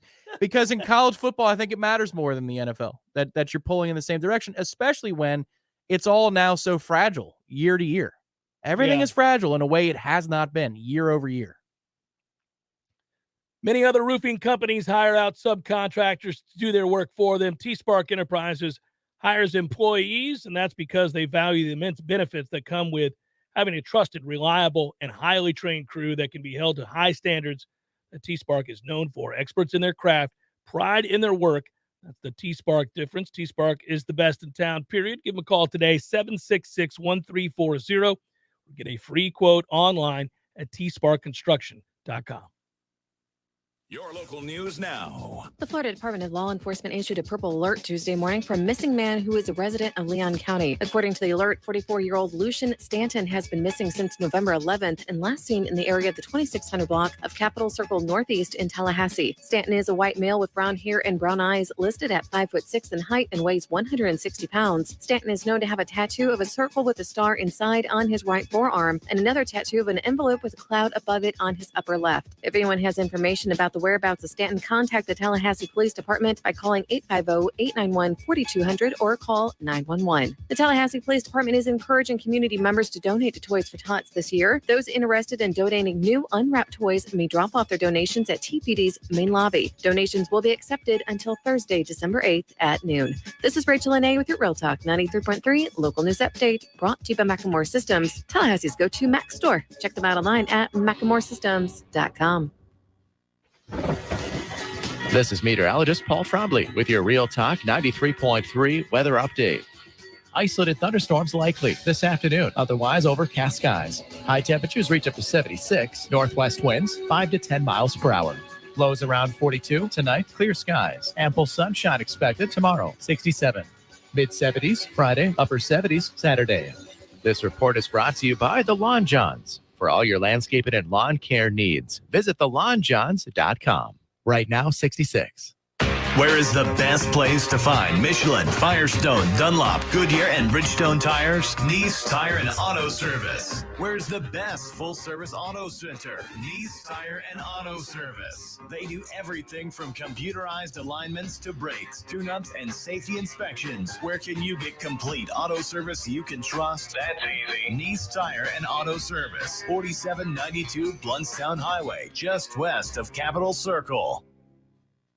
Jeff, look at this beautiful day, man. Yeah, it's getting a little chilly. I like it. I'm a colder weather guy, but I worry about it for you because you can't wear the Speedo in the cold. I mean, you know what I'm saying? You don't want to wear a Speedo in the cold. Jeff, it's always Speedo weather, man. We can always do this. Besides, my pool, it's heated. Which means you're insufferable in a Speedo year-round? Cannonball! Still gross.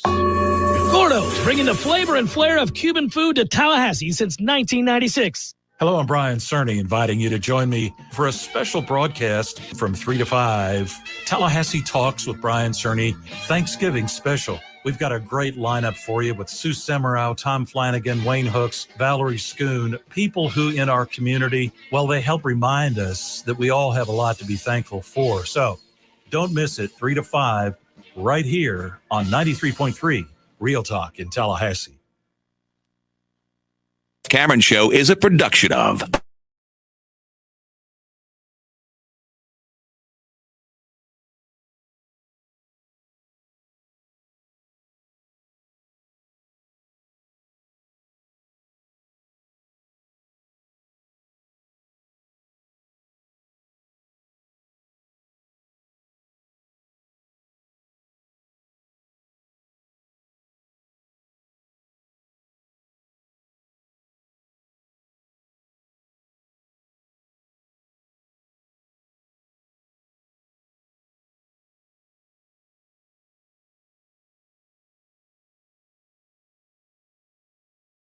Big Ten Challenge. We're all going to lock in at the TLC Double C. Is that tonight? That's on the way of the chopping block, too.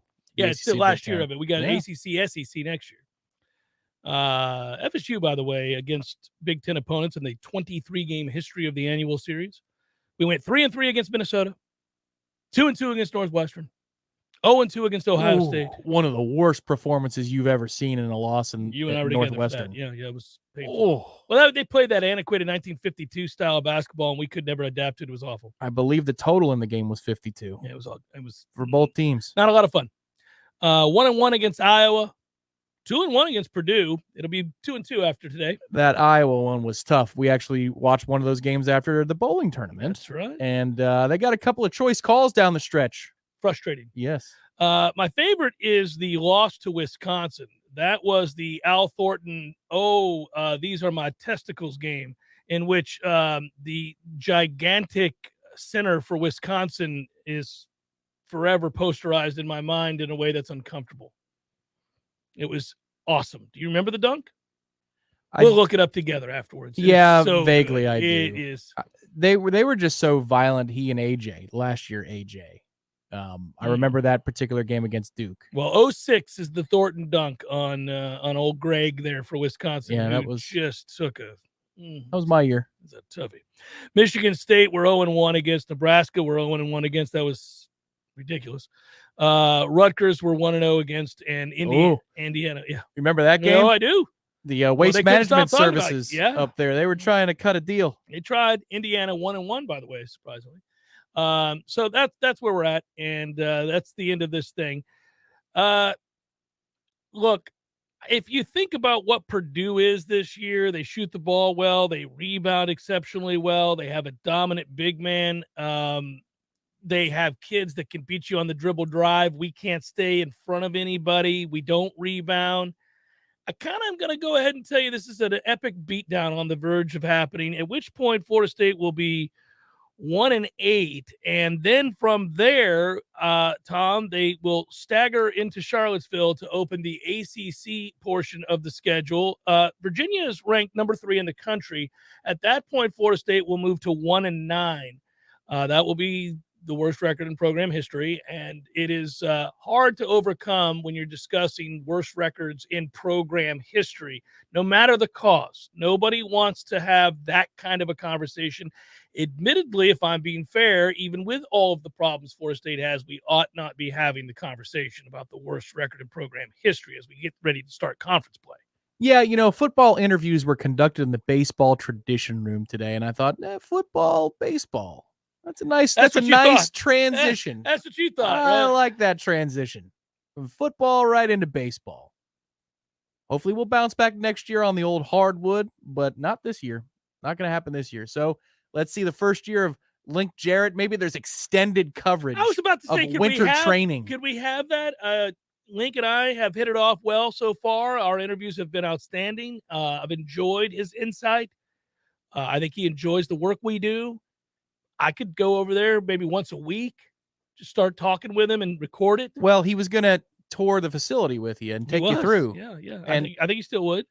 maybe you guys can tour other facilities, like some high school baseball facilities in this area that are superior. Just he and I. And you're like, hey, that's a good idea. Maybe we should do that. And so you guys are building the new baseball guts together. That would be a great segment. Lots of drinks on tap from Tallulah. The Kratom, the Kava. You can get a Delta 8 drink. You may need it for basketball. Delta 8, Delta 9, mix it on up. Be a Delta 88. They have CBD pain roll-ons and creams too, by the way. Neck, back pain, whatever it might. They got CBD pain reliever pills for pets. Calm your pets down as well. I think if you're a season ticket holder in the geriatric section, which is most of the sidelines That is at correct. the TLC Double C, Mm. and somebody strolls on in your row, clearly they bought the ticket in the secondary market from your friend, and they come in and they're just slurring their words, you need to let it go this year. You need to let it go. Some people have to medicate in To order go watch our basketball That's right. team, you damn well better So medicate. even if it's, they're going through lineup announcements and this guy is in your row and he just, woo! You're like, well, all right, I Okay. see. That's a bit much. If you were on the products I'm talking about, you probably wouldn't be electrified. But that could be, that could be whiskey before the game. Just large amounts of whiskey. Tallulah's new Kava bar is open in Bannerman Crossing. It's a second location in Bannerman Crossing. So everywhere you turn, there's a Tallulah offering up a sanctuary of sorts on a night in which we play basketball. Come on in. Much like Billy Minardi Hall. Come on in.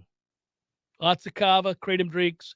Unlike Billy Minardi Hall, no hookers. No, just a sanctuary. They're just, No, I know. And there's a store now open in Thomasville, Georgia. So there you go. Tallulah is everywhere, helping you out. I got some picks for this weekend coming up. I don't know that I can top, and I don't know where you're at on your hockey picks lately, but you were doing pretty well before. I think I'm above water, like above that mark of 56, 57%, but not much better. I'll tell you this, man. I caught fire late, and it's helpful. I needed it and turned my fortunes around. I know you cashed also, by the way, on our season-long bet. You made it happen. South Carolina made it happen. Yeah. I was on the right side of that bet. Even if Clemson went 11-1, that's one of the weaker 11-1 slates you'll ever see. So it was very nice. A little surprise because usually my futures are my big plays. You got a gift, but you're right. You deserved it because I they did. shouldn't have won the ones that they That's a did good in beat. a lot of cases. It's a bad beat on the turn and then another bad beat that wins you it on the river. And you're like, Right. I kind of deserve that. yeah. I outplayed you before we even went all in. Yeah. So that happened for you. I laughed when that happened for you. It was nice to see South Carolina get that win. 10-2 feels more apt for Clemson's season. Really 9-3, 8-4 does. I do think interesting times there at Clemson and interesting times here in Tallahassee make this all the more fascinating as we venture into the offseason. If we're being truthful, I think the most exciting thing for Florida State fans, and it's intense as you're going to watch these things now in recruiting and transfer portal, all that good stuff. I think Napier's a good coach. He's going to do a good job at Florida. And I think he's going to get them turned around pretty quickly. And I think the rivalry between us and Florida is going to be weighty, intense, nasty, close, hard fought over the next 5 seasons minimum. You're going to see some great football games. I think Florida State is poised to take over the ACC once again and be the dominant figure in this conference. But you still have to do it. You still have to go out there and slay the dragon. You had an opportunity at home this year, and you blew it. You lost to that Clemson team. So now you got to go out there next year and go on the road and get it done. But I think it's doable. But again, you got to bring in players. So we're watching an interesting transition right now for Florida State. Yeah, the unfortunate thing that's happening for the Gators as a program is they get the first year, push, Smell, yeah. the new car smell with the coach, plus the NIL that comes with it. So Yeah, you have they're- all of this momentum that even though they only won 6 games as a program this year, Just 6, barely bowl eligible, they will have the windfall. And you can already see it in the way their class is structured, and I'm sure they're going to be a force in the portal as well, that everybody is aligned behind a brand new coach. For us, we got our payoff in year 3, which is really year 2 of a fair fight. And year 1 was not a success. Don't get me wrong. But we're behind in that regard. Hopefully the Dovember 5-0 for Florida Ooh. State pushes us over the finish line with some extra dollars. A But lot we'll of- need it. A lot of people believe that's 2024 that Florida State's really going to benefit. It is fascinating. Clemson has the better ranked class currently than we do. So does Florida, as you just mentioned. So does Miami, and they have no business having a good class. That Miami class, those kids should all be transferring or opting out or decommitting.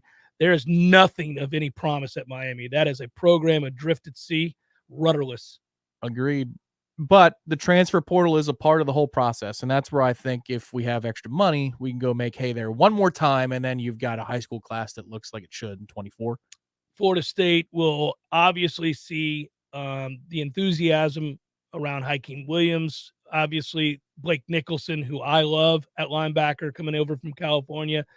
The Falk kid on the defensive line is a difference maker. Obviously, Lamont Green Jr. is a difference maker there.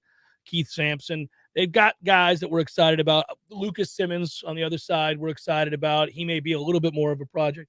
They do have a running back in the class that everybody's excited about too. I know you're probably like, okay, enough with the running backs. We'll be fine there. Enough with the running backs, everybody. Every program has Stop messing with my Rodney Hill. If you've got a coach for 5 years or more, every program has a position group that you're like, they're going to be fine. With us, running back. I'll never worry. It ought to be tight end. Yeah. I mean, he schemes open bad tight ends on the regular, wide open, just standing out there in the middle of the field with nobody around him. We are allowed to hit the trail and go get one. Well, you drafted one in Powers last year that came in and who's got a nice body type. We'll see how quickly he can take a leap forward. Yeah, we are allowed to go get one that's plug and play. You can do that. Oh, I would. I'd spend a good bit of money on it too, because my offense. Is that where the Cameron NIL would be earmarked?